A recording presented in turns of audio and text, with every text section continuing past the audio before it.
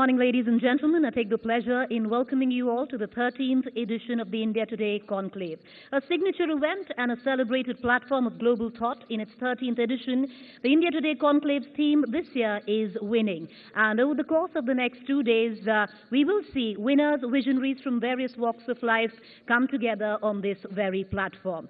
So without further ado, I would like to invite on stage Mr. Aroon Purie, Chairman and Editor-in-Chief of the India Today Group, to deliver the welcome address.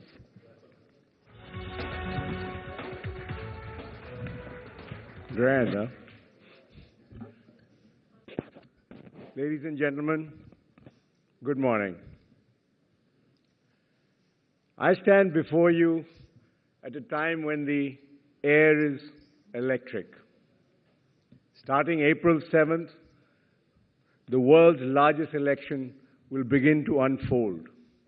815 million voters will exercise their franchise, including a staggering 150 million young, aspiring Indians who will be first-timers.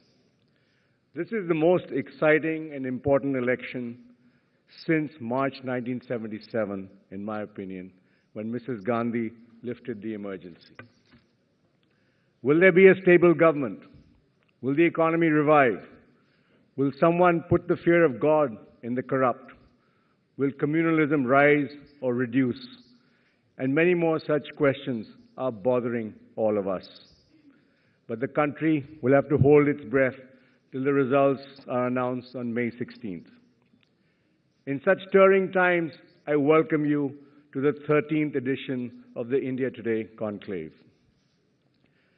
This festival for curious minds has had a life of its own since we started it to mark the 25th anniversary of India Today 12 years ago.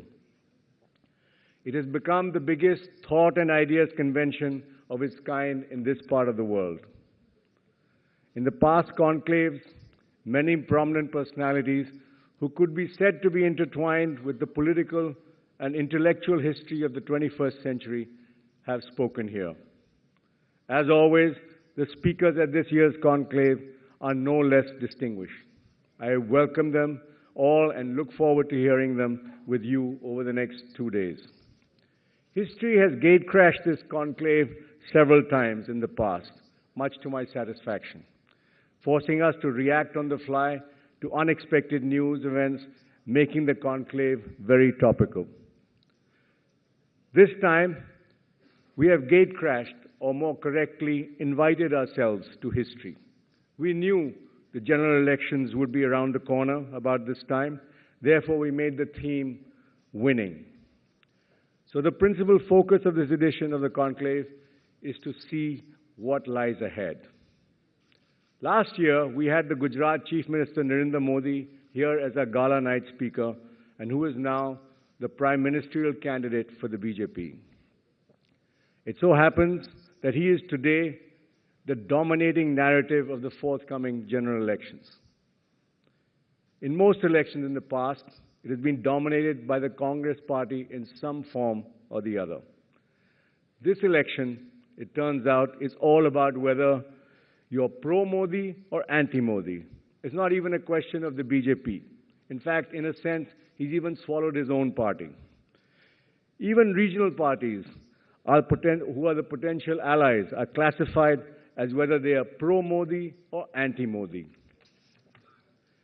There is therefore a clear choice before the electorate after a long time.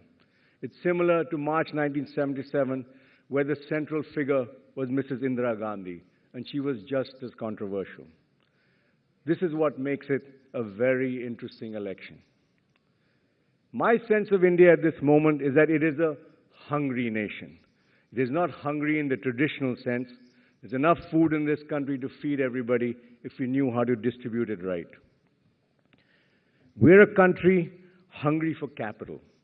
We're a country hungry for education. We're a country hungry for energy.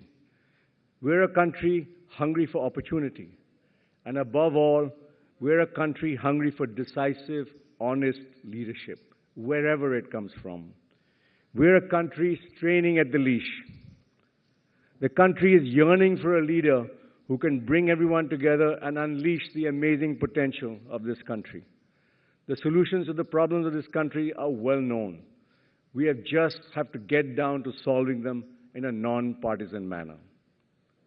We have come to this pass, as you all well know, because the last few years have been a nightmare for governance, for business, and for democracy. The economy has shown for the first time in 25 years sub 5% annual growth for 2 consecutive years. This has been the worst Lok Sabha in our history in terms of productivity. It sat for only 63% of the allotted time and left 74 pending bills. All that apart, this government will be known for being swamped with scams, from telecom to Commonwealth Games to coal to defense purchases. Mired in crony capitalism, India ranks, I'm sorry to say, 94th in the Corruption Perception Index, worse than Brazil, China, Burkina Faso, and Malawi. I'm sorry to say again that corruption has entered almost every aspect of our lives, and now even has consumed our beloved cricket in its wake.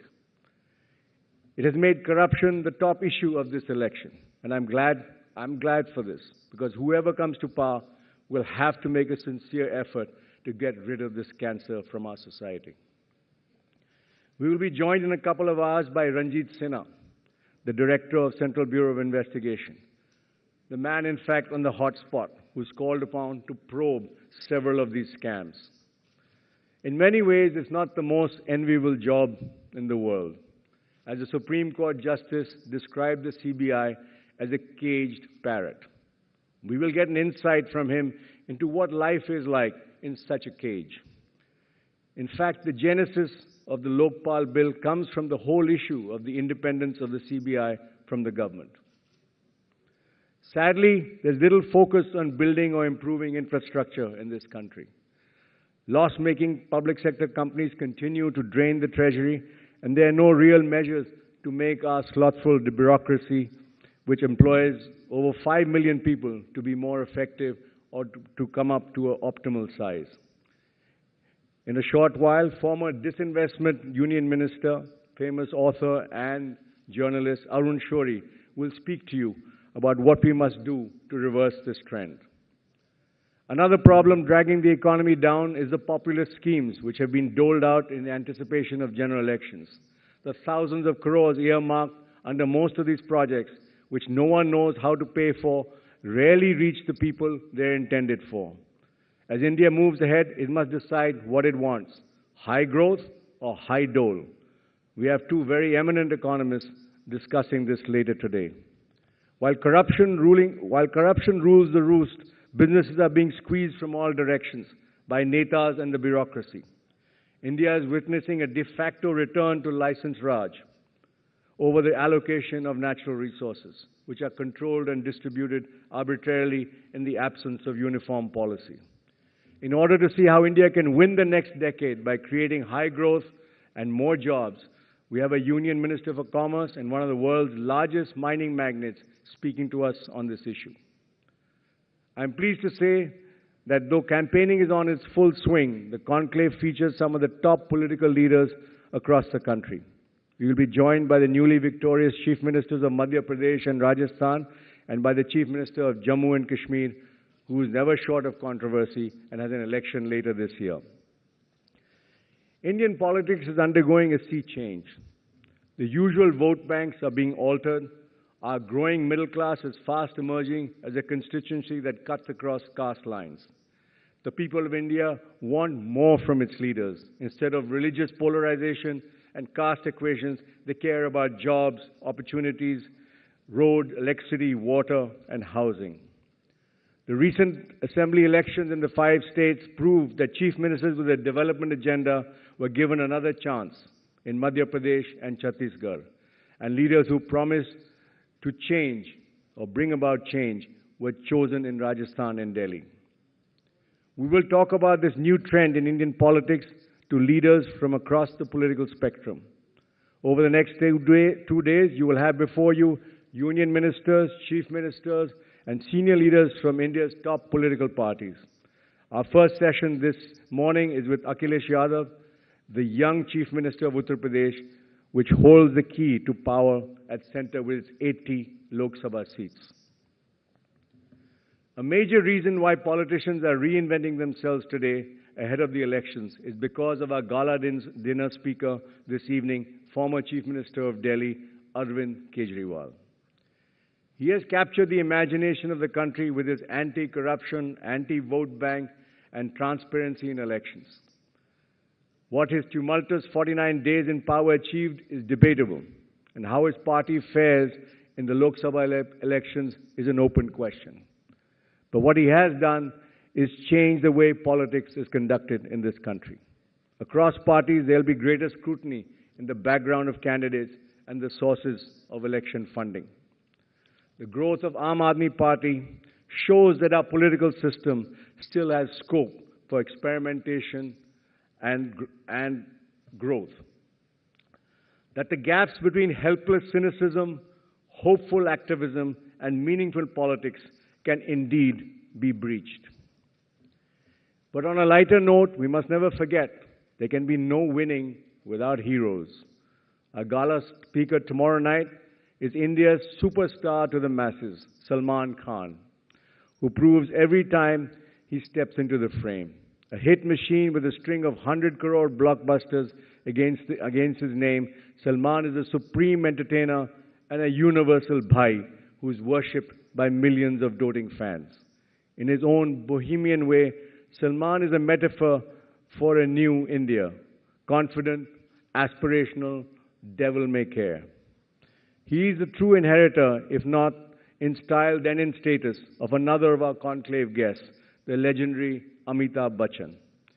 It is staggering how Amitabh, who started as an angry young man in 1970, not long before India Today began its journey, has managed to preserve his youthful spirit. Even at 71, he remains one of the most sought after and most relevant actors. I am delighted to inform you that we have France as a country partner this year.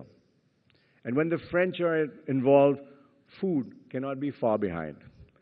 So we have pastry chef Pierre Hermes, who is known as the Picasso of pastry, or more specifically his specialty, the Marquis of macaroons. You will enjoy his creations. Plus, we have from France their top rocket scientist with one of ours and a renowned nuclear expert, both very topical subjects. So, ladies and gentlemen, over the next 2 days, we have for you 48 speakers in sessions ranging from robotics to toilets versus temples. I'm sure they will enlighten you, engage you, entertain you, and above all, challenge you. Enjoy the conclave. Thank you.